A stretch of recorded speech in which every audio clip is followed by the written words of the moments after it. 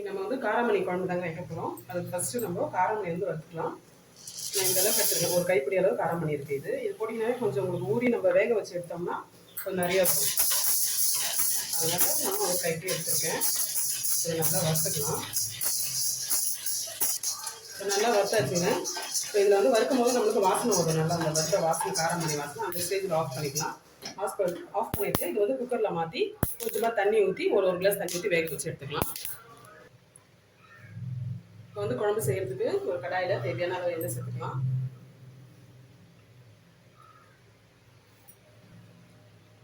இதில் கொஞ்சமாக கடுகு சேர்த்துக்கலாம்.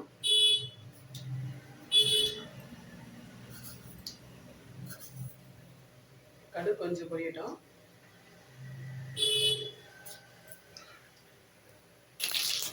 கடுகு கூட கொஞ்சமாக நம்பி ஆட் பண்ணிக்கலாம்.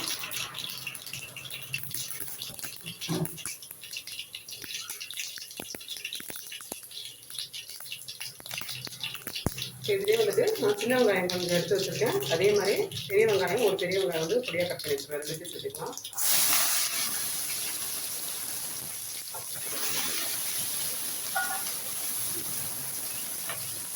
நல்லா வதக்கிக்கோங்க. இது கூடவே ரெண்டு போட்டு கருவேப்பிலை ஆட் பண்ணிக்கலாம்.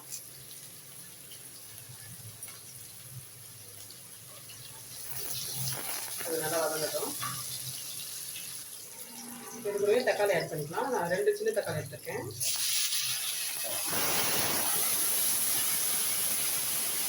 இது கூடவே தேவையான அளவு உப்பு சேர்த்துருக்கேன்.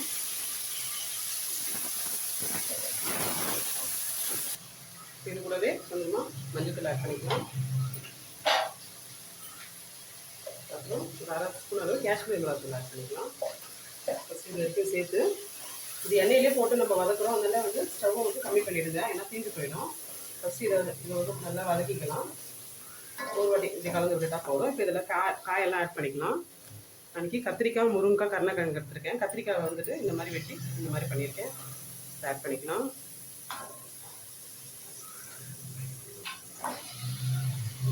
கருணக்கிழங்கு கொஞ்சம் எடுத்துருக்கேன், அதையும் சேர்த்துக்கிறேன்.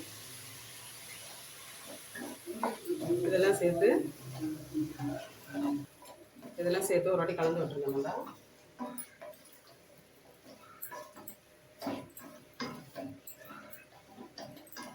இது கூடவே நம்ம இப்போ குழம்பு மிளகாய் சேர்த்துக்கலாம்.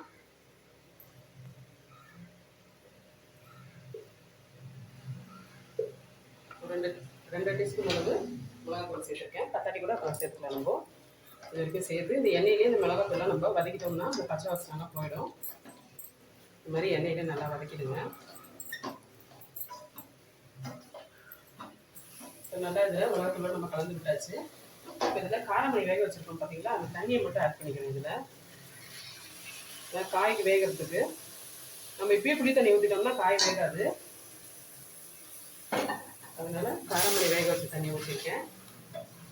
இப்போ இதுலேயே இது காயெல்லாம் ஒரு அரை வேக்காடு வேகட்டும். அதுக்கப்புறம் நம்ம புளி தண்ணி சேர்த்துக்கலாம்.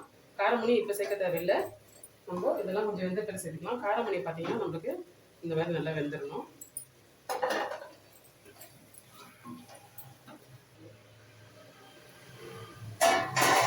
காய் கொஞ்சம் வெந்திருக்குது. நம்ம வேக வச்சு காராமணியை சேர்த்துக்கலாம்.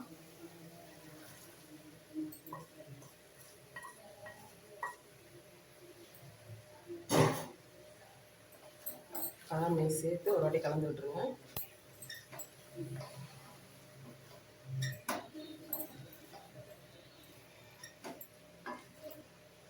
காராமணி போட்டு கலந்தாச்சு. இப்போ புளி தண்ணி ஊற்றிக்கலாம். நான் வந்து எலுமிச்சப்பழ சைஸ் அளவு வந்துட்டு புளி எடுத்து நல்லா கரைச்சிட்டு வடிகட்டி வச்சுருக்கேன், அதை சேர்த்துக்கிறேன்.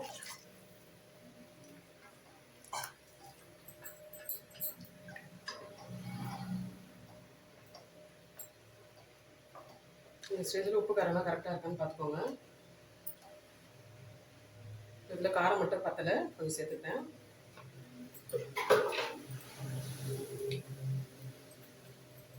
கொஞ்சம் உப்பு கூட சேர்த்துட்டேன். உங்களுக்கு எந்த அளவுக்கு தண்ணியாக வேணும் குழம்புன்னு சொல்லிட்டு அது தகுந்த மாதிரி நீங்கள் தண்ணி ஊற்றிக்கோங்க.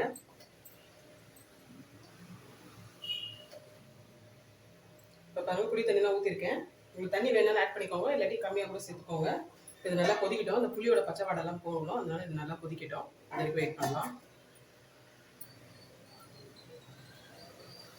பாருங்க, தண்ணிலாம் நல்லா சுடிடுச்சு. உங்களுக்கு எந்த அளவு தண்ணி வேணுமோ அந்த அளவுக்கு நீங்கள் வந்துட்டு ஆஃப் பண்ணிக்கலாம். இது போதும். இப்போ நம்ம ஆஃப் பண்ணிடலாம். சூப்பரான நம்மளுக்கு காராமணி குழம்பு வந்து ரெடி ஆயிடுச்சு. இதே மாதிரி ட்ரை பண்ணி பாருங்க. எப்படி இருந்து சொல்லிட்டு கமெண்ட்ல சொல்லுங்க. இந்த வீடியோ உங்களுக்கு பிடிச்சிருந்தா லைக் பண்ணுங்க, ஷேர் பண்ணுங்க. மறக்காம தஞ்சை கிச்சன் கலாட்டாக்கு சப்ஸ்கிரைப் பண்ணாதவங்க சப்ஸ்கிரைப் பண்ணுங்க. தேங்க்யூ.